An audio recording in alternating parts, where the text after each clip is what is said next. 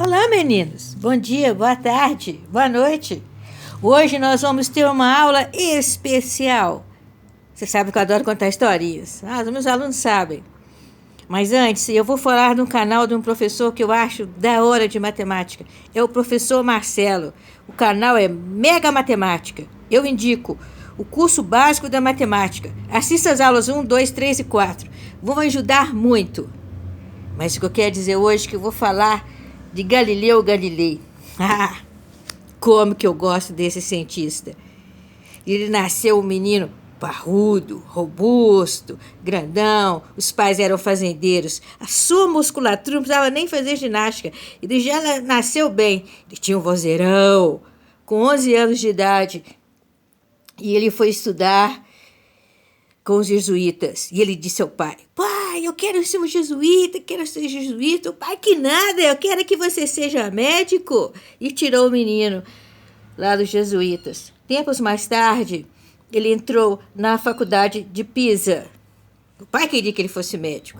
Mas ele, ele vivia no mundo das estrelas. Ele queria ser cientista. Ele queria, dar continuidade aos sonhos dele. Vivia sempre com martelo, barbante, fazendo experiências. E na faculdade de na faculdade de Pisa, que é esse desenho aqui que eu vou contar, a experiência de Galileu, os amigos deles diziam: ele não serve para ser médico, ele é incompetente, ele não serve nada, ele está manchando a nossa faculdade. Mas ele seguiu o seu caminho tranquilo, sereno, sem problema nenhum.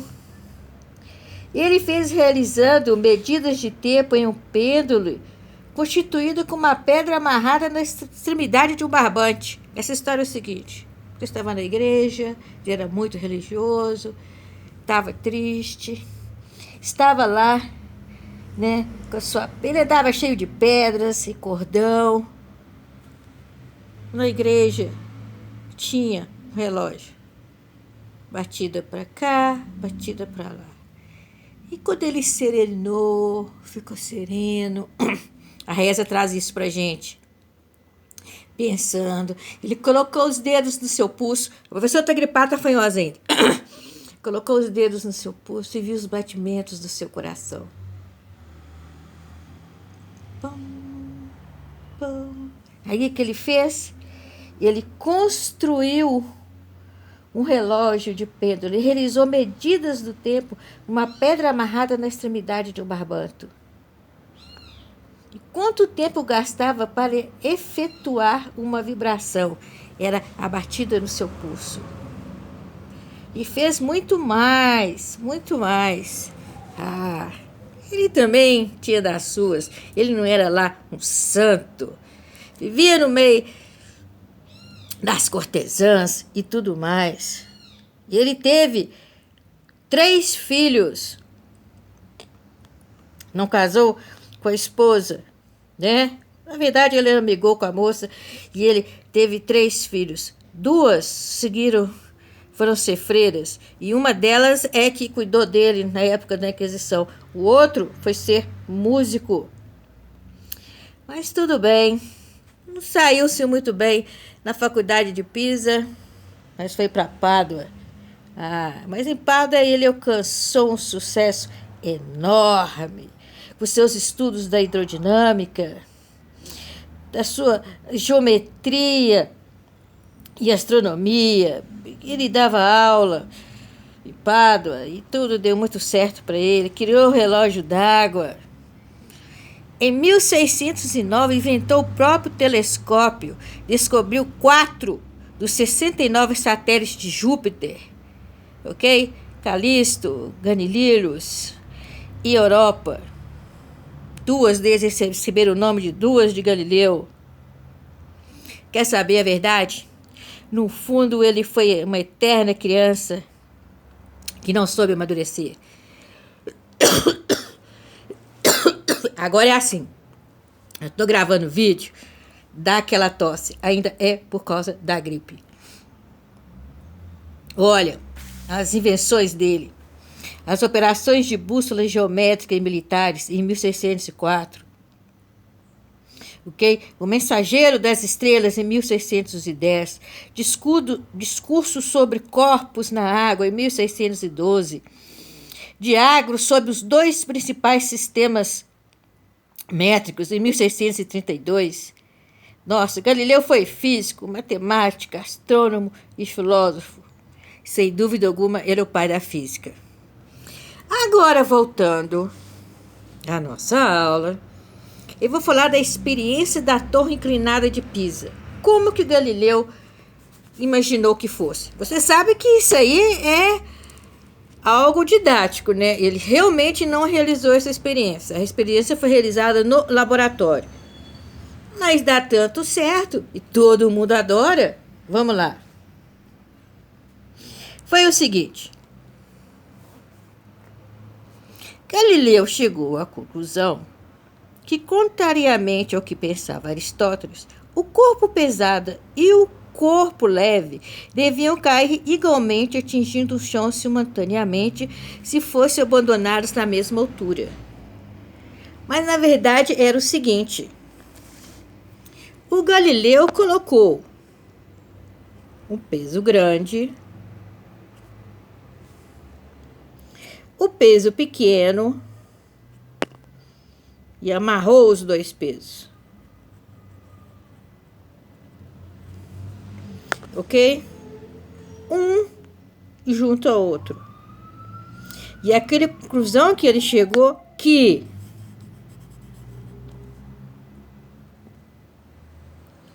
o corpo pesado e o corpo leve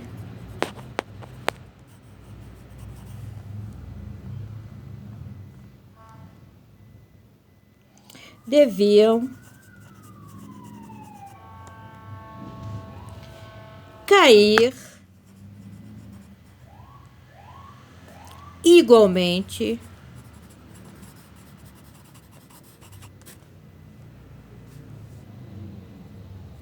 atingindo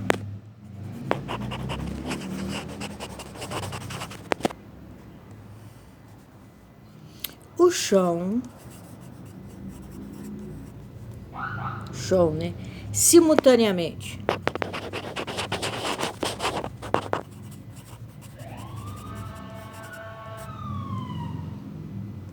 Se fossem acoplados juntos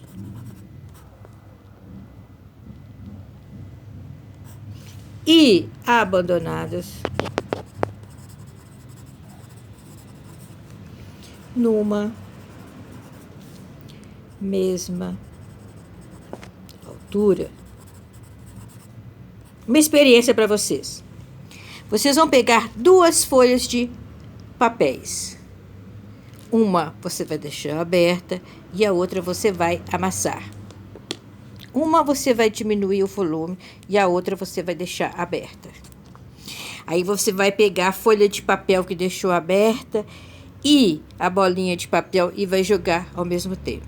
Aí você vai saber que elas não vão cair ao mesmo tempo. Agora faça a mesma experiência. Faça folha de papel. Ok? Eu devo ter um outro exercício que eu quero fazer aqui para vocês, um outro desenho. Isso, imagina que essa é uma folha de papel. Aí você faça uma bolinha e coloca em cima a mesma folha de papel. Mesmo material. Coloca em cima da folha de papel e joga no chão. Elas vão chegar ao mesmo tempo.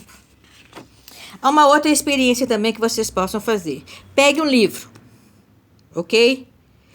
Pega a folha de papel e o livro e joga separadamente. Depois você pega o livro, coloca a folha de papel em cima do livro e você vai ver como é que vai chegar. E aí você vai se tornar Galileu e você vai ver que dois objetos caem, abandonados da mesma altura, caem simultaneamente. Bom, vamos lá. Embora não seja confirmado historicamente, eu disse, não há confirmação histórica que ele fez essa experiência. Não temos prova que ele subiu na torre de Pisa e jogou. Embora não seja confirmado historicamente, Galileu teria subido do alto da torre inclinada de Pisa e, em uma demonstração experimental, teria abandonado várias esferas de pesos diferentes que chegaram juntos ao solo. Vamos andar de acordo com a história, que eu também adoro essa história. Ele teria subido na torre de Pisa, ok? Jogou várias esferas de pesos diferentes e elas chegaram ao mesmo tempo no solo. Tinha vários observadores. Eles ficaram, oh, como que pode? Isso nos diz a história.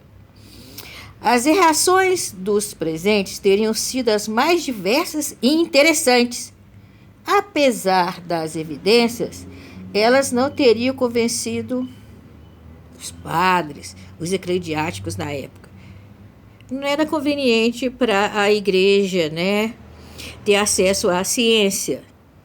Hoje não. Hoje sabemos que a fé e a ciência caminham juntas, mas naquela época a igreja queria dominar. Na verdade, eles queriam que o sistema era egocêntrico. A Terra era o centro do universo. Oh. E o Galileu, como amigo de Nicolau Copérnico, é claro que ele acreditava no sistema heliocêntrico. Ok?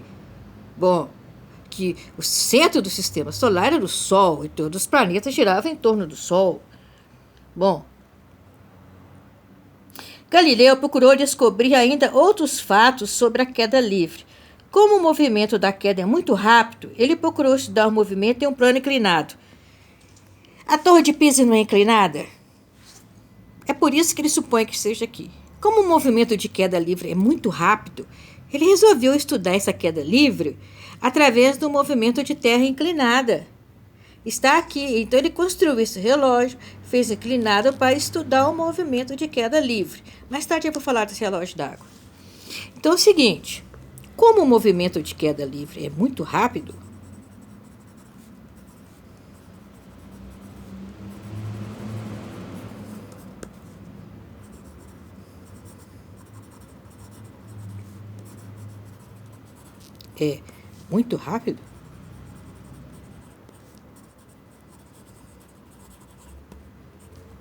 ele resolveu estudar no plano inclinado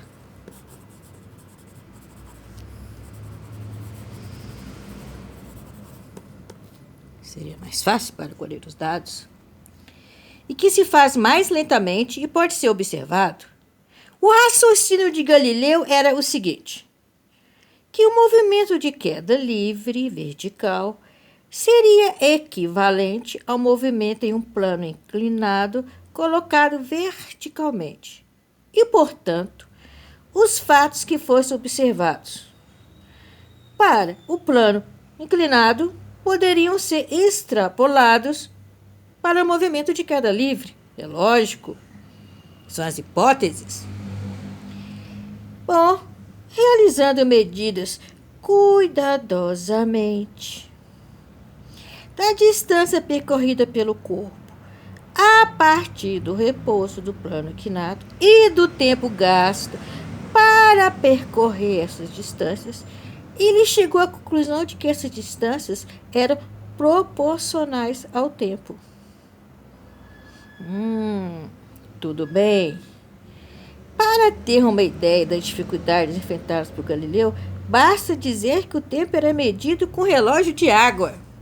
Basta dizer que ele construiu um relógio de água e foi essa medida. Para você ver a dificuldade que o cientista tem até hoje, quando ele quer provar uma teoria e quer transformar essa teoria em fatos reais.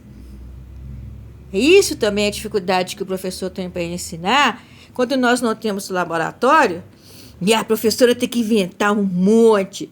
Tipo assim, lembra que nós fizemos estudar a queda livre e que nós subimos o telhado, né? O diretor quase ficou assim meio louco para a gente soltar as bolas, calcular o tempo da queda livre e tudo deu certo? Bom, nem tudo deu certo, né? Porque aí alguém teve que acertar a pilastra e quebrou a janela.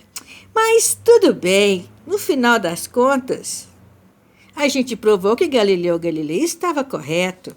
É isso que importa. Vamos lá. Ele chegou à conclusão de que o corpo se movia com uma aceleração constante. Então, ele provou que esta aceleração era constante e para baixo. Primeira conclusão que ele tirou: que a aceleração é constante e diferente de zero. Qual foi a outra conclusão que ele tirou? O movimento descida era uniformemente acelerado. Ele chegou à conclusão que esse movimento era retilíneo e uniformemente acelerado. Isto é, a velocidade variava conforme ia passando o tempo. Então, ele chegou à conclusão seguinte: que a aceleração é constante e diferente de zero. O movimento é movimento retilíneo uniformemente variado, isto é, varia conforme ia passando o tempo. O que mais que ele tirou disso?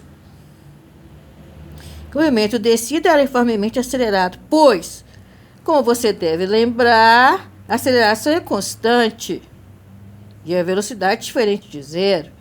Aí você vê que a distância teve o seguinte: uma outra formazinha que ele falou, que para calcular essa distância ou essa posição que eu gosto de falar, era um meio de AT2, e que eu vou provar essa fórmula mais tarde. Isto é, que a distância era proporcional ao tempo ao quadrado. Isso tem a ver quando eu for ensinar para vocês a aceleração. O que é aceleração? Né? É um ΔV sobre o ΔT. Isso é uma aula especial que nós vamos ter. Mas como eu estou contando a história de Galileu, eu também vou contar aquilo que ele percebeu nas suas experiências. Tudo bem. Portanto, Galileu concluiu que o movimento de queda livre também se processaria com aceleração constante. Além disso, em virtude de sua descoberta anterior, essa aceleração seria a mesma para todos os corpos, leves ou pesados. Uma conclusão lógica, incrível.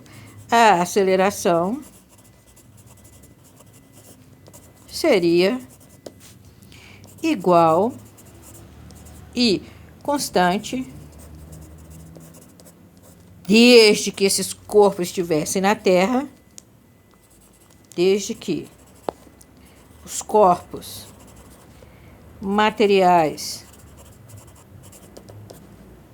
residem na Terra. A aceleração é a mesma.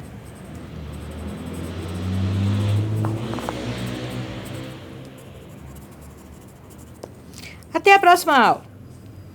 Ok? Era só para eu conversar um pouquinho sobre Galileu Galilei, para vocês verem. E outra coisa, ele era um cientista grande, forte, robusto, tinha um vozeirão, era incrível. Infelizmente, ele ficou cego, porque ele observou as manchas solares sem proteção. Sim, no final da vida ele acabou cego. Ele observou as manchas solares sem proteção. No final da vida ele acabou excomungado. Naquela época, excomungar alguém era sinal seguinte: se a pessoa urinasse numa floresta, ninguém poderia passar para essa floresta, e a floresta seria derrubada. Ele só não morreu de fome, de inanição, porque uma das suas filhas mais velhas, que era freira, estava no convento paupérrimo, tinha uma refeição por dia, ela deixava de comer e levava para o pai. Aquele pai que ela admirava tanto. Na verdade, a biografia que eu estou contando foi a filha que escreveu. Quando esta filha morreu mais cedo, porque todo o alimento dela ela entregava para o pai, então só depois é que o pai faleceu também por inanição. E um pequeno detalhe: só em 1990 é que a igreja tirou, né, excomungamento, né, o Galileu Galilei deixou de ser excomungado, é que ele realmente pôde ser enterrado na sua cidade de Pisa. É triste? É. Mas é só a gente lembrar daquilo que ele fez e daquilo que ele deixou pra gente, que tudo se torna mais alegre. E lembrarmos que ele era um homem comum, extremamente comum, que fez muito. Então nós também podemos fazer muito. Beijos, até a próxima aula.